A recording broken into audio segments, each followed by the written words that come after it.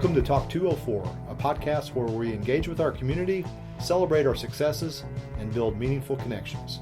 My name is Rick Moulin, Superintendent of the Bonner Springs Edwardsville School District. In this episode, I'm joined by Bonner Springs High School alum, class of 1986, and current president of the Bonner Springs Edwardsville Chamber of Commerce, Mike Clouse. Mike reflects on his time as a student at Bonner Springs High School, sharing some of his favorite memories from those days, and talks about what makes this community so special to him. He also gives us a look ahead at Tiblow Days, one of our community's most cherished traditions, and why events like this matter so much for keeping our small town spirit alive. We're back for another season of Talk 204 with a story that reminds us of the power of connection, the strength of tradition, and how every generation of students and leaders carries forward the pride of being brave.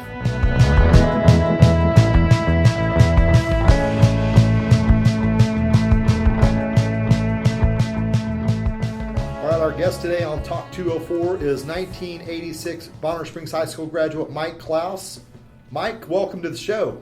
Thanks for having me. I appreciate it. Hey, so you graduated from Bonner Springs High School in 1986. What stands out most to you from your memories of being a high school student here in Bonner Springs? Probably, obviously, sports. Some of the great ones.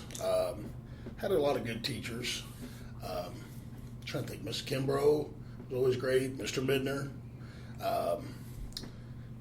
Some of the big ones, it's probably terrible to say, the ham and cheese roll-ups, which I don't know if they're offered anymore. The square cinnamon rolls were fantastic. Hanging out in the parking lots, which I'm sure is not allowed anymore. Hot rodding, all that good stuff. Just probably the camaraderie, hanging out with your fellow students and stuff like that. Yeah, and you're a 1986 graduate, lifelong resident of the area. Currently, you're the president of the Chamber of Commerce. We're going to talk more about that a little bit later on, but you've stuck around the Bonner Springs, Edwardsville area for your entire life. What is it about Bonner Springs and Edwardsville that keeps you here? I think as you've grown up here, you watch your city basically grow with you, and just having the hometown roots. You know, I have two sons. I have a granddaughter now. I have no plans on leaving. Yeah, and you talked about your sons. You had both Logan and Austin graduated from Bonner Springs High School. What was it like seeing them go through the same hallways at USD 204 that you went through? Well, a little different now, Rick. When I went through the hallways, you go to the football field, you had wooden bleachers. You had a field out there that looks like my pastures where my Longhorn cattle's at. Now we got beautiful turf, nice, beautiful bleachers. A lot of things changed, but it's. I think Austin was the last one that may have still had a few of the teachers that I had. Very cool. Schools changed, quite a bit to me for the better, to make the students. Let's see, probably more applicable for us. Business folks that are looking for the next guys to run sand plants and operate machinery and stuff like that. Yeah, you have been a long-time employee at Holiday Sand, and we'll talk a little bit more of that as we move forward and see how some of the classes at Bonner Springs High School prepare kids for some of the hands-on careers and that type of thing. But going back to the early 90s, you and I actually worked together at Swingster. And I don't know if you remember that, but what do you remember about the days of working the Swingster together? And for the people listening for the first time, what was Swingster? Swingster was a sports apparel warehouse. So my question back to you was, who was our celebrity model at the time? George Brett. Yeah, one of the best baseball players in the MLB. Yeah, he was. Yep. Yeah, got to meet him once over at the corporate office. Oh, wow. Very, very cool guy at the time. Yeah, he was always my hero growing up, and I still have the Swingster poster with George Brett by his locker. I don't know if you remember that. Yeah. Do you remember do you remember the sporting, what was that called, the coaching shorts? Yeah. I was just telling my wife about them because something came up about, where I'd worked prior to all these places, and I brought up Swingsters. She said, what was that? Well, I kind of explained to her where the warehouse was at, and I said, we did hats, shirts, and I said everything from MLB to hockey to basketball, everything pro or college was done through there. Yeah. And Yeah, and I was right here in Bonner Springs. I remember I worked in the warehouse, so I was a college student at the time, and you were kind of a bigwig. You got to drive the delivery to all the different places, and it was always a treat for me when I got to ride with you and help deliver. Yeah, we used to go over to what was it, the big, well, at that time it was like to us, it was like a skyscraper over on Holmes Road. The big office building over and deliver all the stuff around, the mail and different, prototypes of hats and jackets and stuff like that. Oh yeah, that was some fun times. I also recall I've always been a big. At the time it was WWF. Now it's WWE All Star Wrestling. I was always a huge wrestling fan, and we met through Swingster. You were an '86 graduate of Bonner Springs. I was in 1990, so I knew of you and we knew of each other. But we didn't really interact until we worked together at Swingster, and we really hit it off with our passion for wrestling. If I remember correctly, I was always doing the Hulk Hogan imitations, Nature Boy Ric Flair, but you were the Macho Man and Hulk Hogan on occasion. Yeah, it was always, it's super sad to lose two great big icons. We lost Macho Man, we lost Hulk Hogan now. Ric Flair does not look that great anymore. But, these are icons that me and you grew up with. Yep. Yeah. Being in the back of a semi-trailer and it's 130 degrees in there and we're lumping boxes of hats and jackets, dolling them things out, getting them put where they got to go, sometimes a guy gets called out. Hulk Hogan walks by the Macho Man, he says, "Oh, brother." And you just flip it right back around. The Macho Man Randy Savage don't take no mess from no Hulk Hogan, you blonde hair. Yep, and then I would get in my Hulk Hogan. Oh, yeah. And next thing you know, we're wrestling on top of bomber jackets. Yep, and believe it or not, we never got in trouble. I think we were the entertainment for Swingster. I think they were scared. They probably were. After leaving Swingster, you took a job at Holiday Sand, and you've spent your entire career there. What's your role currently with Holiday Sand, and how did that come about? My present role now is I'm a supervisor. I run the entire Missouri side of Holiday Sand. Riverside, the Randolph location. We used to have the St. Joe location, but permitting up there, we have closed that plant. We have a new one coming online, Nearman, which will be 5 miles upriver from Riverside. So it's going to be a pit operation, very similar to what my son runs on the Kansas side. But, yeah, that's supervisor. I think I have 41 guys under me now. Wow. Yeah, that's impressive. And Holiday Sand has always been such a great partner for USD 204, but not only USD 204, just the entire Bonner Springs, Edwardsville community with all they do for Tiblow Days and just the charity work that they do. Why has that partnership been so important for you?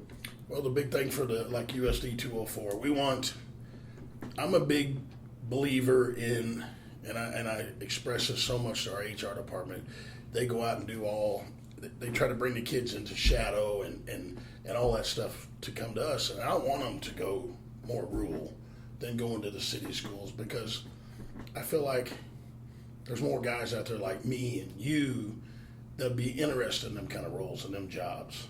Maybe not sitting behind a computer and stuff like that. Being more out there, hands-on, learning around equipment, understand how the river works, where does sand come from, how do you understand 10 different kinds of sand and stuff like that. Yeah. And they're all great paying jobs. Absolutely. And you talked about both of your sons graduated from Bonner Springs High School and the advantages that students have today over when we were in school. We had, obviously when I was there, I took Wood's class, and I think we had a few other elective offerings, but now you've been inside our BTech. What do you think? It's to me, it's as good as any college. I don't think we can breed enough welding guys, because they're starting to get far and few between. Crane operators, which right across the street, Wilkerson Crane, I think that's a dying breed right there too. But yeah, I think the more we can try to keep some of these young men and women interested in going into the construction field, without them, where are we going to be? Who's going to build the buildings, cut grade, put up shops, schools, stuff like that? Yeah, absolutely. And our philosophy in USD 204 is whatever kids' career goals are, we want to make sure they're ready. And so we know some kids, their career goal means that they need to go to college, and we want to make sure that they're taking the courses necessary to be ready for college. And we offer several college courses for Bonner Springs High School students that we pay for while they're in high school. But then the other side of that is some of our kids are going to technical school or straight into one of the trades. And there's a huge demand there. We want to make sure those kids are ready as well. And what was it like for your kids to be able to go through the program and learn some of those hands-on skills? I think I would speak for Austin first, being the oldest. I know he took quite a bit of welding in high school, in which his grandfather was a big welder. And he left Bonner, decided to go to Pitt State, and decided that wasn't for him. He wanted to go back out in the work field. So he started his career at Harley Sand, and now he's basically in the same role I am, but he supervise all the Kansas side. Wow. So the Clouse family has Missouri and Kansas. I was asking the president of the company from the West, I said, did you realize what you did? He looked at me, he goes, what do you mean? I said, you got Clouse was running the Kansas side and the Clouse was running the Missouri side. He said, I knew exactly what I was doing. Yeah.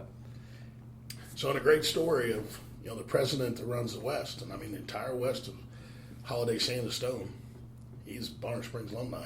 Oh, wow. Yeah, Kevin Fouts, yeah. Yeah, so we got a Bonner Springs alumni running the Holiday Sand, and then we got a graduate running the Missouri side and the Kansas side. Yep. And so it's got Bonner Springs USD 204 written all over it. Yep. And we're all employed by the largest material producer in the world.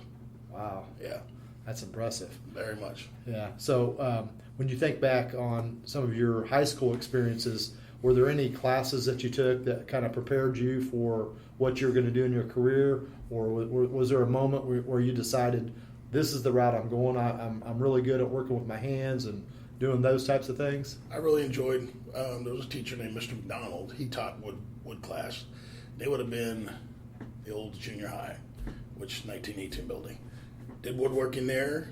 It was Mr. Reeves. Yep, Mr. Reeves. Was here at high school.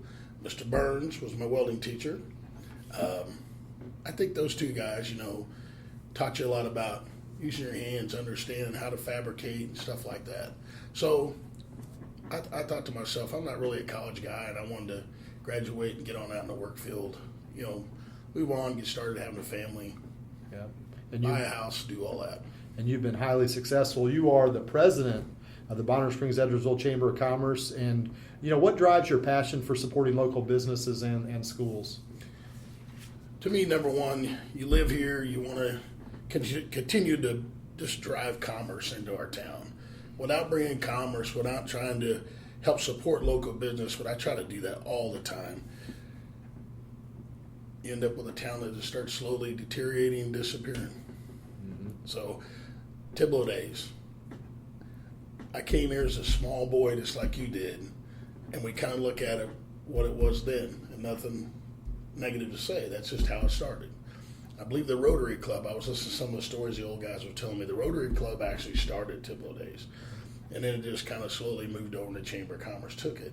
But you kind of look where it began and look where we're taking it to. I mean, we're building this into a big 2-day festival. I mean, now we're starting to get large national act bands that want to come here and play.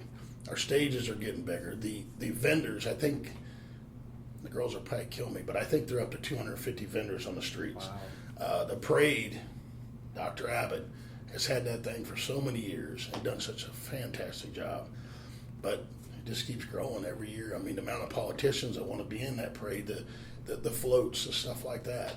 Yeah, it's definitely a huge deal and a huge accomplishment for you and the Chamber of Commerce with all the work you've done over the years. I still remember as a kid riding my bike to Tiblow Days and being so excited to ride my bike, watch the parade, and then get a wristband or buy tickets and be able to ride all the different rides downtown. And then as I progressed through school and I got a little bit older, in high school it was a place to go hang out with my friends, have a good time, and a lot of our students attend Tiblow Days. But now it's become not only a great event for students, but like you said, for adults. Yeah. And again, the opportunity has always been there that I've always asked, because a lot of kids want to get involved in the music side of stuff. And I've made great friends with different musicians. Scott Bartlett for the lead guitarist, Saving Abel, he'll be here. He now works for us. He is the guy that goes out and we pay him X amount of dollars and he books these bands. So now that Saving Abel's basically slowed down, the band's, kind of breaking up, you got to have another job to do. So now he is basically like a promoter? Yeah, pretty much a promoter, yeah. He's the guy that's out, gets the contracts. We go over the contracts together, pick out the loopholes, sign things, stuff like that. But, there's so much to the side of music. If you really want to be involved in doing these kind of shows, it's there. You just come hang out with us and learn how to do it. Because we start doing this in January, and here we are in August, and it's time to do it. Oh, yeah. You've been working on it for a long time. I know you've been having Chamber of Commerce meetings, not only Chamber of Commerce meetings, but Tiblow Day Parade Committee meetings for several months now. What are some of the roles, what are some of the musicians that are going to be here this year, and what should the community of Bonner Springs and Edwardsville be excited about? So Friday, Friday's usually pretty much a little lower key night because the city band will play from 6 to 8. So we have to get started a little later. So we generally just do one band Friday. There'll be a tribute band. Everybody loves Poison. Oh, yeah. So they're local guys. I've been friends with them guys for a long time. So there's probably not very many Poison songs that people don't know. So and they're a great time. It'll be pretty much an early night, like 8 to 10:30, whatever. Saturday we kick off. All the big bands will be coming in at noon. They'll start loading in, sound checking. The headliner will be the Lax, and I believe they're all out of Georgia. They're on their 12th album right now. Kind of country, rap, hip hop, kind of riding your side by side, hanging out with your buddies. The next gal opening for them, her name is Peyton Howie, and she is out of South Texas. She is on the cuffs of probably making the next turn, Nashville, all that stuff. She's been out touring with Gretchen Wilson, Ashley McBride. She's making all the right moves. Scott Bartlett introduced us to another gal. She's from Oklahoma City. We're giving her a shot this year. Her name is Adara Kay, so she'll open at 5:30 to get Saturday going. She looks very promising. She's got really upbeat country southern rock stuff. Wow. So yeah, that's a big night of music. Yeah. Rumors there could be some Chiefs players making some appearances. Is that right? That's just a rumor now. The rumors flow around the streets of Bonner. Hey. But we do have one of my good buddies, Rob Collins, is going to be doing some MCing with me. Me and him has been friends a lot of years, all the way back to Haunted House. And Rob is a big Haunted House buff guy. He loves that stuff. Loves it. Yeah, so for the Talk 204 listeners, you used to operate a haunted house here in Bonner Springs with, I think it was with Jerry Hoffine. So two more Bonner Springs alumni. Yeah, and I remember going to the haunted house. And first off, it's the best haunted house I'd ever been to, and I'm not just saying that because it's you and Jerry and it's Bonner. It was literally the best. But you might talk about some of the players from the Chiefs that were at your haunted house. Yeah. I remember being there a night when Patrick Mahomes showed up. Yeah. So I made very good friends with Chris Conley, which I think Chris, not sure if he's even playing, but I think he may have went on the Atlanta Falcons. So he was hurt at the time, and October's rolling around, and he sent a message to our Instagram page. Just so happens, I don't know if Steve, Jerry's older brother, again another Bonner Springs alumni, he would generally run the social media, and he's like, "Hey, do you know this Chris Conley guy?" And I'm like, "Yeah, he plays for the Chiefs." And he's asking for us to comp some tickets for some players. I'm like, "Yeah, why not?" So we did, and I sent him my phone number, and he immediately calls me. And he's like, "Hey, I'm thinking about bringing a bunch of offensive guys." Well, at the time, who knew who Patrick Mahomes was? He was backup quarterback to Alex Smith. So they all come down. We had a meet in one certain spot, got them plenty of security, and we had a VIP line because some of the lines would be up to 4 hours long to get through the haunted house. So we comped them some tickets. We get them in there, and Tyreek Hill's with them. So we prided ourselves. We had one guy that would go through our haunted house several times a night, and he would time walking, maybe a brisk walk, kind of getting a time frame of where we are and how long it takes for somebody to truly get through our haunted house. Tyreek Hill, so normally it was about 31 to 32 minutes. Tyreek Hill got through the haunted house in less than 10 minutes. That guy never saw one thing. He was scared. Me and Jerry's funny story was, me and Jerry were the first monsters you guys met as you guys came in. And then, I'm 6'5", Jerry's probably 6'7", and we laid the law down real quick on how the tempo was set for the haunted house. Tyreek Hill was over my head, complete splits in the air, and gone. Patrick Mahomes, and I hope I ever get to see him because, we talk so much outside after the haunted house. All fours crying. Just like, he was on all fours. Brett, his wife would attest to it because she was right there with him. Yeah, great time. All them guys were so good. So it was a great. At the end of the night when they got through, they came and they asked me to come out. So I come out and I pull my costume off, and cluster of the Chiefs players like, hey, what can we do to pay you guys back? And I'm like, we're not asking for nothing in return. He goes, there's something we can do for you guys. And he said, I said, well, do you guys mind hanging out for an hour back here and signing some autographs? And they said, heavens no. So they stood outside the haunted house in a big circle and just signed for an hour, and then they just slowly dispersed. Yep, we shot movies in the haunted house, music videos, so many things people didn't know we were doing because the doors were always closed. Right. Yeah. Yeah, that was a fun time for sure. All the way. And I don't even know when you started, the season started, but I know it went through Halloween and all that stuff. But people came from all over. I think we employed 41 employees, and probably 95% of them were Bonner Springs high school students. Yeah. And they've all, pretty much all graduated, moved on. But, yeah, great time. Yeah. So back to Tiblow Days. What are some of your best memories from Tiblow Days? I'm not going to say how many years you've been at Tiblow Days, but it's been a few. Yeah, I've been 20 plus years. Yeah, probably 23, 24 with the Chamber of Commerce. The old way with the Chamber of Commerce, you start as a board member, and then they split up committees. Like now, you have an entertainment committee, you have the parade committee, the vendors, and everything's a well-greased machine now. And you had to work your way. If you want to be a president, because there's a lot of people don't want to do it being a president. Nobody wants to get up and speak and stuff like that. So I had great guys ahead of me. I had Jeff Harrington.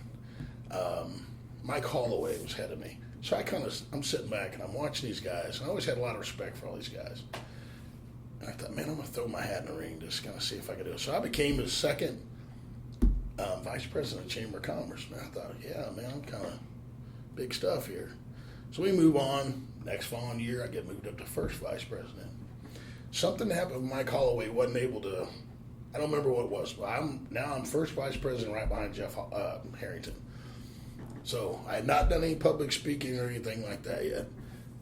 You remember the time McDonald's burned? Yep. So they have rebuilt, and they're getting ready to have a ribbon cutting, and this place is full. They're giving away cheeseburgers, stuff like that inside. Very nice. I go in there. Well, Charlene Biles at the time was our executive secretary. She goes, and there's probably 150 people inside of McDonald's. Jeff's not going to be able to make it. You're going to have to do the speaking tonight. Brother, you want to talk about getting tossed right on the mic quick. And there was a whole lot of, I didn't do well the first time. Hey, I've never seen a microphone that you didn't like, buddy. And it's funny because both of my sons are very shy about talking. And they're like, Dad, how'd you do it? I said, at some point you just quit worrying about it and just talk. Because there's a lot of things that you probably got to offer that people want to hear about. Yeah. And then, doing a lot of radio with Johnny. Yeah. I think got me over the hump. Yeah. So, yeah. Yeah, so for the listeners of Talk 204, we're talking about Johnny Dare, and you became like an overnight celebrity when he started talking about you on his show. How did all that come about, and what was that story? The funny story with Johnny is how we became friends was he had called. So we had a dryer plant facility, and we also washed gravel in Edwardsville before I had moved on to transfer over to the Missouri side. Called out of the blue. John's real name was John Capfoley. Well, he calls using John Capofoli. I didn't really put two and two together. And he's like, hey, I had a whole bunch of fancy curbing done around my landscaping, and I want to buy some river rock, but I don't know how much to buy. And I said, sir, where do you live at? And he didn't live far from the plant. And I thought, man, I'll just swing by and I'll measure it for you, and then we can give you exact tonnage. So I drive up there, and pow, it's Johnny there. So we visit for quite a while, and next thing you know, we're hanging out. Now we're riding Harleys, we're going on trips and stuff like that. Gym membership, working out, just became great friends. And then, again, back to the haunted house. There's no other big horror fan than Johnny. Yeah. So then I did a lot of commercials for Dr. Malik with the lap band surgery. Thousands of commercials, in there. Hey guys, this is Clouse. That was his big funny line. Hey guys, it's Clouse. He always run that commercial all the time. So you're kind of like the Forrest Gump of Bonner Springs. You just fall into things. Yeah, just get lucky. Wonder if I guess we had a little deeper river, I could get a shrimp boat. No, but it's from hard work over the years and building connections and focusing on relationships, and you've done all the right things, and the way you give back to your community is admirable. And I know that from the district level, there's been several times that Holiday Sand has stepped up and made contributions to the district to help out with different projects and things. And a big part of that is because you have put in the work and have basically advocated for us. Yeah. And again, you just got to believe in what you believe in. Full believers, this is my high school, this is my town. Again, back to, I want to see the men and women, or the boys and girls of this school district prosper. Absolutely. So try to give them everything that maybe I didn't always get. Yeah, absolutely. So looking ahead, what do you hope for the future of Bonner Springs, both the schools and the community? I think for downtown Bonner Springs, and I hate to keep going back to it, I just wish there was something more downtown for our kids to do. And, I feel like I had that with Haunted House. Yeah. I've had so many people come to me and they're like, there's nothing no more for the kids to do. Hopefully somebody will come along, with the next greatest thing. Yeah. What was the second part of the question? For the community, for the school district and the community, the kind of what you hope to see as you continue to live here and work here and grow here. I think I'd like to see the kids have more opportunity to learn more trades, and maybe always have the option to think that I don't necessarily have to go to college. There's great jobs out there that pay a lot of money. Because I know, talking to all the union representatives, they can't really find young people when they go to high schools and they're trying to attract these kids to come say work for 101 and 663. Not a lot of traction there, because I don't know if they've been drove away from thinking it's super hard work. Because to me, there is some hard work and some of that stuff, but it pays very well. Yeah.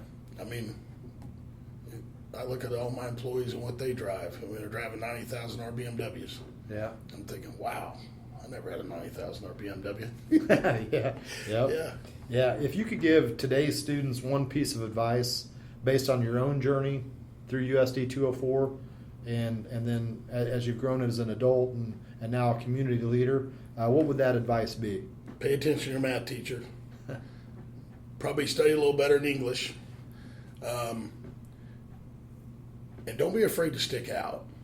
I always kind of, through high school, I didn't want to be seen, or just, don't be afraid to stick out. Be that guy. Put your hand up. Yeah. Just don't be afraid to. If you believe in something, speak up. Yeah, absolutely. All right, so we've got a final four for you. And actually, with you, I couldn't narrow it down to just 4 questions. So we got the final 5. And so 5 quick questions. First thing that comes to your mind. First one is, what's your favorite high school lunch? If you think back. The pizza that had the weird powdered cheese on the crust on the bottom. You remember that? Oh, yeah. You always, it was probably Parmesan or something, but it always had that great taste. Yeah.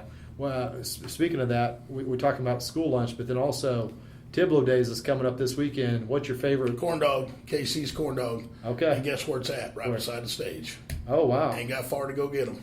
Okay. Yeah, I'm telling you, there's nothing better. There's two things you get when you go to carnival or to a festival: corn dogs, funnel cakes. Yep. That is it. That's America's food. Yeah, I tell you, I love a good funnel cake, but I can't really eat more than a bite or two because I get a stomach ache now. No. But I have not tried the corn dog. I'm gonna have to do that. Yeah, I think he's famous for a honey dipped. Oh, okay. Matter of fact, I'll introduce you to the guy. He's a very nice fella. All right. And maybe I'll get a discount on my corn dog. Yeah. Hey, I know this guy. Hey, so if you could travel back to one Bonner Springs High School event, which one would you pick and why? Probably the one I got stood up on prom night. Oh, no. What happened? Oh, yeah. So, met this gal in high school. I knew I was way out kicking my coverage.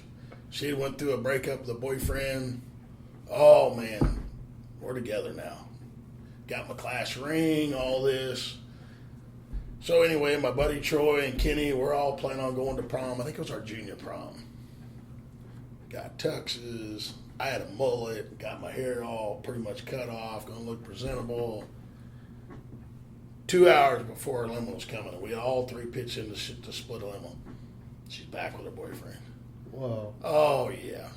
Wait till I see her at the 40-year class reunion. she probably owes you $50 or something. Boy, she ought to split that tuxedo and give me money back for that flower. Oh, man. I don't know why you'd want to go back to that. That sounds sad. I don't know. I don't really have a lot of the bad things that stuck out there, you know. Hey, so you're a big music guy. What's the best decade of music? Was it the 80s or is it current day? 80s hair metal. Poison, Dokken, Quiet Riot. Oh, yeah. Funny story. So Dokken is still playing. Me and one of my best friends, which is not with us no more, Donnie McCoy. Me and Donnie, we were probably the only two guys in Bonner Springs that liked Dokken. And Johnny still gives me heck about it today. So a couple months ago, my wife, Dawn, her son, Josh, and his buddy, I wanted to give them some culture. They're same as Austin's age, they're 30s. I said, we're going to Pitcher, Oklahoma, to casino. Dokken's playing. So we go. We go out, and me and the wife's on Amazon. Got to go on Amazon to buy 80s T-shirts now. Yeah. We got them. I got my fake mullet on, hats on backwards. Boy, it was tough. I didn't make it through a couple of songs because poor Don Dokken now, he's got so old, he's got to sit on a bump seat. He don't really sing no more. He kind of just speaks the words. But, yeah, definitely 80s here now. All right, I'm more of an 80s country kind of guy. Alabama. Yeah, nothing wrong with that either. Yeah. So if Bonner Springs High School made a movie about you and your time there, who would play Mike Clouse? Burt Reynolds. Burt Reynolds. Yep, Smoking the Bandit. Yeah, you liked the Cars, didn't you? Mm-hmm. Yeah, definitely. All right, last question here.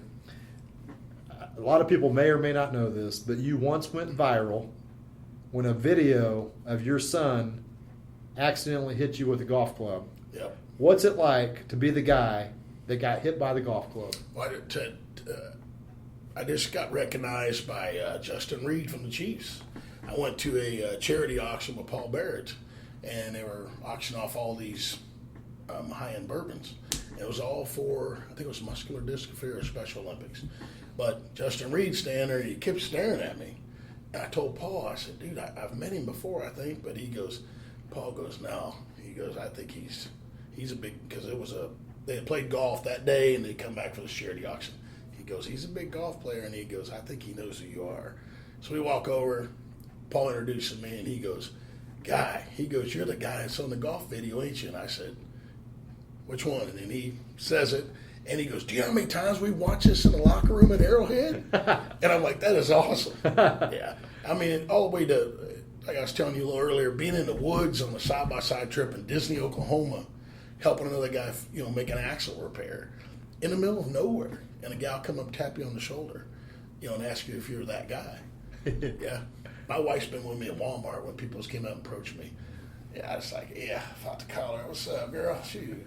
Yeah, you're the guy, man. Yeah. You signing autographs and the whole bit. Probably the biggest mistake I made was not patenting that. Yeah. She tried to get me to do it.